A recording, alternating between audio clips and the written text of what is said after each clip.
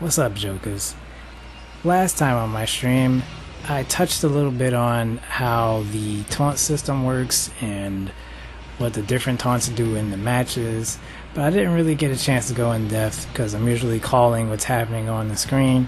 So I wanted to make a video today pretty much explaining the different taunts in the game, what they do, what the buffs do, what the debuff does, and how all of this works in WWE 2k20, since it's the most recent game. And hey, it might change, but we're gonna go with 20. I can do one for 19 too because it's a little bit different, but I'll get into that. So without further ado, off to the races we go. So we're gonna start off with the damage buff of the taunt. That's when you use the right on the D-pad and you taunt at your opponent. It gives you a damage buff. Here I'm just doing a regular carry pickup power bomb. You can see, unfortunately we don't have numbers, so you can just a visual representation of how much damage it does, right? Now what I found out in wondering this for myself is that it is not a static number that you get a buff for. It actually scales depending on what move you're using. Because here we go again, the same exact power bomb. Now that I have the damage buff on, does more damage, but nothing crazy, right? Nothing too wild, right? Now if we do the same experiment with the jackhammer, first of all I want to point out the jackhammer does ridiculous damage. So a regular jackhammer does about half your first life bar, half your life bar in general. When it comes to Shane Thorne, he has a lower stats, so I wanted to do this with as much visual difference as possible. So I picked Shane Thorne. So now here we go. The right on the D-pad, and I'm doing it in the corner, so it's a different animation. Right on the D-pad gets the damage buff. The green behind your character's limbs section means that you have a buff on. Now we're going to see the jackhammer with that buff. It's like literally almost your entire life bar is gone. Like it's like 90% gone. So when it comes to using the jackhammer, you get like almost double the damage, but any regular move, it really depends on what the move is. It scales to how much damage your move actually does initially.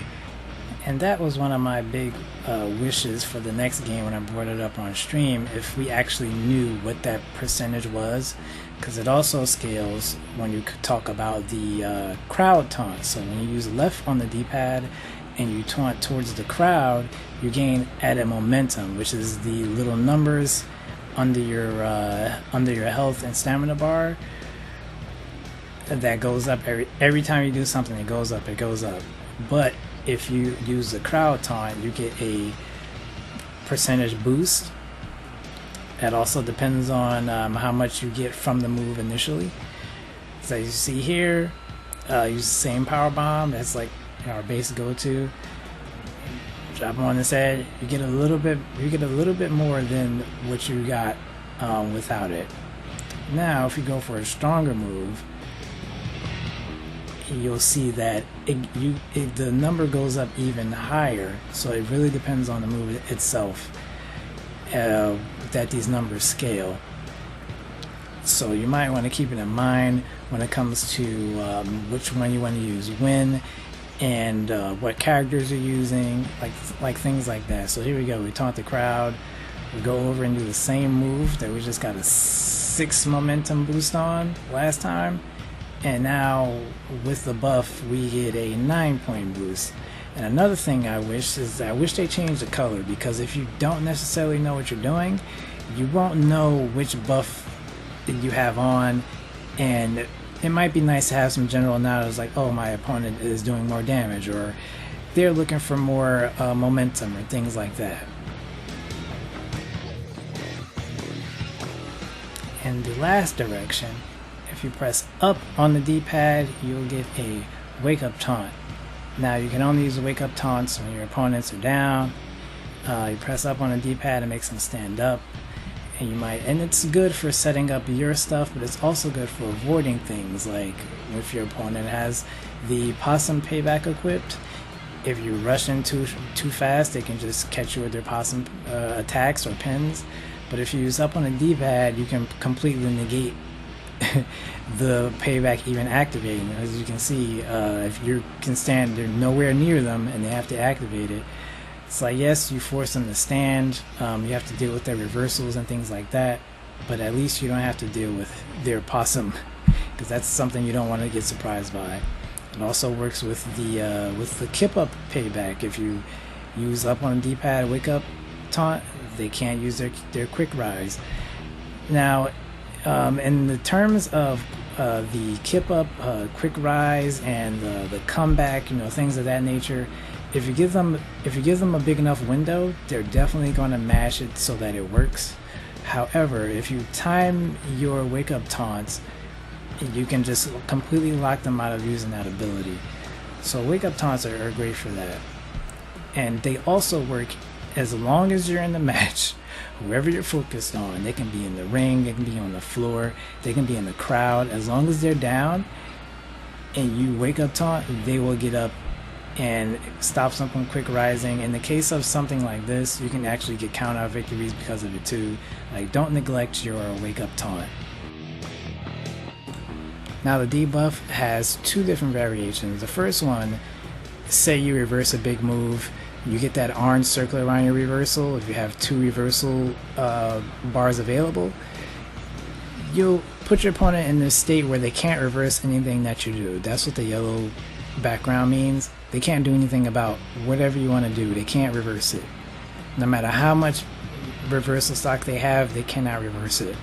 And you used to be able to taunt to just turn it off, but they changed it so that you can't do that anymore, which is a good thing, so people can benefit from actually pulling those reversals off, because they're usually pretty difficult and they cost 2 stocks of reversal meter.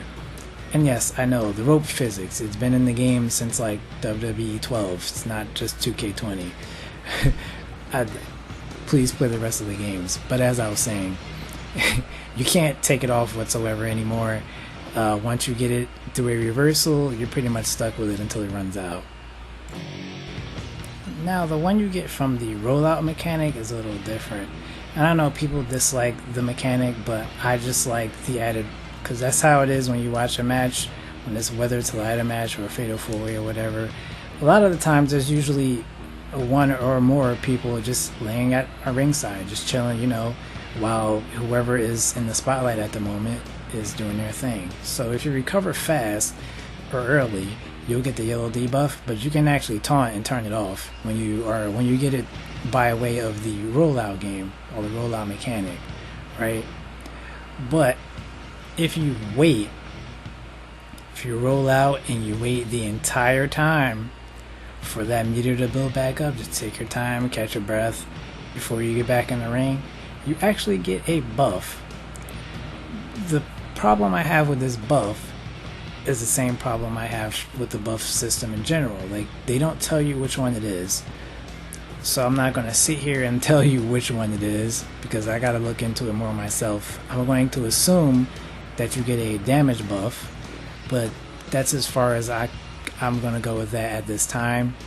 And like I said, I just really wish that if they do keep the system in, and I hope they do, they either make it a different color or give you a notification or a symbol or something so you know which one it is, so I don't have to guess, hey, if I play the rollout game and I wait and I get into the ring, I can have a damage buff. But I don't know, because they don't tell you.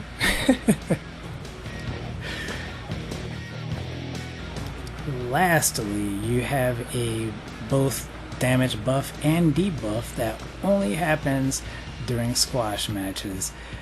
And there's a lot of variables to this, but pretty much if you are a superior superstar to the person that you're wrestling and you just go in and just destroy them off of the bat like Goldberg is doing to Mike Kanellis here, you can initiate a squash match where you see the debuff down there, which pretty much means you can end the match in like 2 seconds.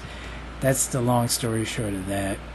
It's not like some long drawn out thing.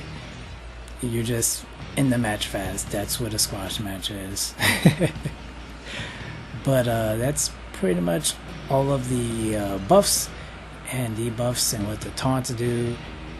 And if I get any more information on this topic, of course I'll pass it along. But until next video, I'm gonna catch y'all jokers later.